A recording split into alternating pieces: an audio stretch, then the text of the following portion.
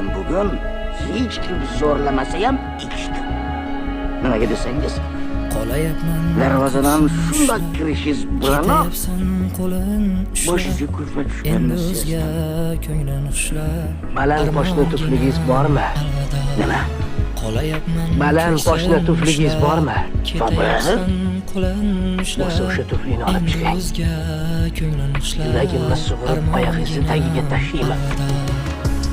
Moshinangiz bilan yanchinglar. Boshqasiga tegib ketdi bevafa.